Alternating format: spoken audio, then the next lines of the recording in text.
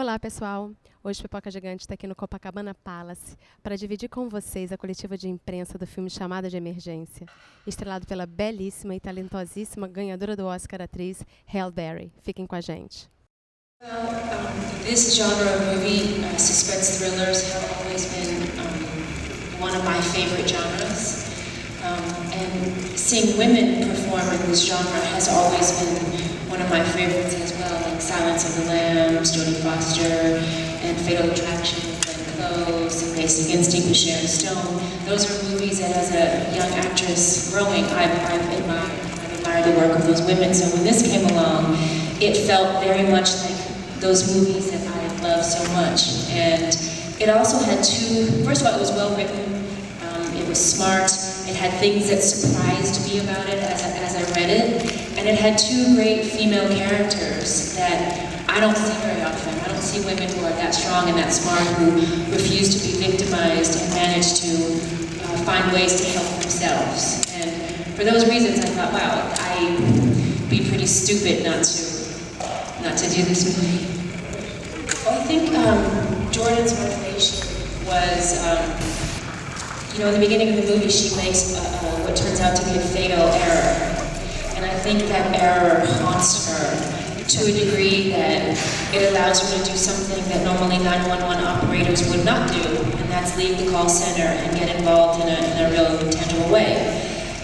And I think as she went on that quest, she was as invested as saving herself as she was that little girl, redeeming herself as she was saving that little girl. And I think when I read the script, what I connected to about Jordan was, being a mother, I have great compassion for not only children, but all people. When you become a mom, there's something in you that just sort of shifts in a way. And I brought the sensibility that if there was a girl in distress, a young child, I think I would have done the same thing. I would do anything if I were in that situation to help a child, even if that meant risking myself. I think a part of my subconscious would just kick in and take over. And I think I would have done maybe not the same thing, but something similar to try to help. And I tried to bring that part of myself to this character. Ups and downs are a normal part of everybody's career. I don't think I can think of one artist, one actor, one actress that has stayed on the top forever or on the bottom forever. I think that's par for the course. And I think those that succeed are the ones who ride through the storm and have a real understanding that there'll be ups and downs. That's very much a part of what this business is. And I feel really lucky that I've always been able to, ride the wave and come out on the other side, even when things haven't worked out quite the way I had hoped they would. But I know as long as I make choices for the right reasons in my life, and those reasons vary. Acting isn't what I do for a hobby, it's how I make a living. So sometimes I have to make choices because I have children to support, and I'm thinking about their college. Sometimes I make choices because I read a great little indie script that will pay me no money, but I just think I can kill that role, and so I want to artistically do that. So knowing that I always make decisions based on what's real for me in the moment, and I give 100% of myself, then that's all I can do, and the chips will fall where they may, and I'm really happy that I keep getting to do that year after year after year. Thank you. When I had my first daughter, my first child, I took off about a good 4 years and worked sparingly, because it was new to me, it was my first time. It was something I tried really hard to do. This time, having done it, I think I will have the baby and keep walking, And I'm looking forward to doing that. And I think the choices I make will always be the same. I don't think being a mother now should affect my choices as an artist. There's certain things I'll do that my kids should not see until they're older, and I'm fine with that. But I don't think being a mom now makes me only want to do Disney movies and not do rated R films. I think those are things that they'll see at the appropriate time in life. That I get to go to work every single day and do what I absolutely love to do. And I say that because I know so many people who say to me, oh God, I can't wait till Friday. Oh, I can't wait till vacation. And those are the last thoughts I ever had. I love coming to work. I love being in that world of make-believe. I love every 3 or 4 months when I do a movie, I get to meet a whole new group of people, have a whole new, what feels like a family, because we all get very close very quickly and share some of the most intimate parts of who we are with each other in that environment. I get to travel the world. I'm here today in Brazil as a result of my job. I've never been here before. It's the most amazing thing that I could ever think that I could be doing with my life. And then I'll get to share this with my children, everything I learn everywhere I go, I get to be a part of it. And these things that I do last forever. My children, my grandchildren will see the fruits of, of my labor through my work. And I just couldn't think of anything that I could personally do that would be more fun and more fulfilling. Well, the hair was my idea. Everybody seems to hate.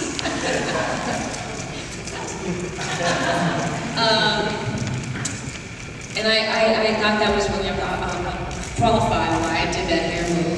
I think it's really important. This hairdo that I have has become so synonymous with me, at least in America. I don't know here, but in America, the hairdo is so much a part of me. The first thing I do when I think of creating a character is how can I get rid of this hair, which is so much me, and what kind of hair would this character really, really have? So Brad did allow me to contribute that way.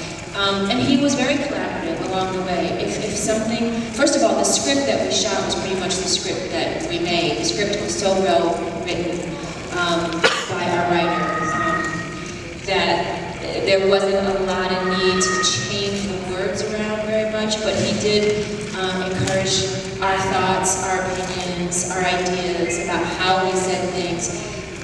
There was one night I remember, there's this scene where my character does the dumbest thing in the movie and drops the phone in the hole, right? Do you remember that? Well, that wasn't in the script that I read, but on that night, Brad Anderson came to me and said, well, we have a little problem. In the script, you stand here and find the hole, and then you're all of a sudden down in the hole, but we don't know how you got in the hole. And I thought, okay, He said, so we were thinking, maybe you should drop the phone down there. And I thought, oh, do the dumbest thing in the world and have the whole audience shout at the screen, oh, you dumb idiot, drop the phone in the hole. And he said, yeah, basically, you have to find a way to, organically drop this phone down in the hole. So it was things like that when your director asks you to do that, that's my job to figure out, okay, that is the dumbest thing in the world, but somehow I have to kind of make that real. So it was a really good collaboration of ideas between. Abigail Breslin is an amazing actress. I remember when Brad Anderson first said to me, what do you think about Abigail Breslin to play the girl in the trunk? And I said, but she's a little baby. I thought the girl's supposed to be a teenager. And he said, Halle, she grew up. And I had this image of her as Little Miss Sunshine. So when I heard her make those calls, because she's really an amazing young actress, it was so real and so hair-raising. And she did it over and over, and I had to fight really hard to suppress my emotion, which was good for me as an actress. When another actress gives it to you like that, then you get to receive that and you get to act off of that. And part of my character as Jordan was to be affected by all of this in a really profound way, but find ways to mask that emotion and stay strong and keep fighting for this little girl. And she was so good that she really helped make my job that much easier. One of the hardest things, but I think turned out to be a great thing for the movie, we shot this movie like lightning fast. The movie was shot as fast as the movie watching experience. It was shot in like 24 days, I think, and I worked only half that time. So for me, it was like, I felt like 2 weeks. I went to work for 2 weeks, shot a movie, and then was done. That's a very rare thing. But that kind of energy and that kind of pace, I think, actually showed up on the screen, and it kept us all tense and very much in the moment. We didn't do things over and over and over. We shot it a couple times and then we had to move on. Because it was an independent movie, the budget was not huge, we didn't have time to belabor the issues. Everybody had to be really prepared. Brad Anderson had to know exactly what he was doing. Our producers had to know what they were doing, and it went all really quickly. And the other hard part was, yes, I didn't have Abigail's eyes. I didn't get to see her face when she was breaking down and talking to her mother. I didn't get to see what she was going through. But she showed up on her off days to do my off-camera. and I did the same for her. So we gave each other our energy through our voice, and we both performed full out as best we could for the other person on the phone to try to infuse each other with that urgency and that energy and to create that relationship. Because our relationship, I think the movie hinged on our relationship. If you really believed that I cared about her and that she trusted me, I think you had to really believe that in order to stay connected to what was happening.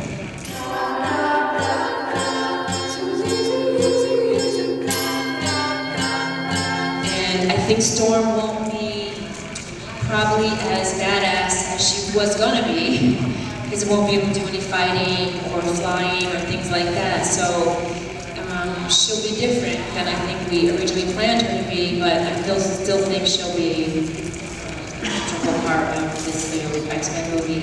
I'm really excited to be going back. That's a franchise that I love. I love that character. So many people love that comic book series and actually love the character of Storm, so I'm really very happy.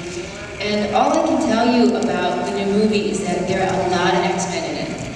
There are ones from the past, there's new ones that you've never seen, there are young X-Men and there are older X-Men, you know, it goes through different time periods of life, so you will see a lot of X-Men in this movie. The cast is really huge. When you have something that big and you get the script, sometimes you're like, where's my character? There's so many people. Well, you know, that's what this comic book series has always been about. If you're looking for your character and your great big arc, this isn't the movie you should say yes to. You know, there's so many characters that have little stories, and so we all just have to do our little part to service the greater good, you know. And I like being in movies like that. Unlike The Call, it's not on my shoulders. I get to show up, do my little part, and be a part of the ensemble. And it's nice to be, like Cloud Atlas, it's nice to be in movies like that where you don't have always the pressure of carrying, you know, the whole movie. It's nice. So have you guys decided about Storm's hair? It's going to be white. There you go. For sure. É isso então, pessoal. A gente espera que vocês tenham curtido. Até a próxima.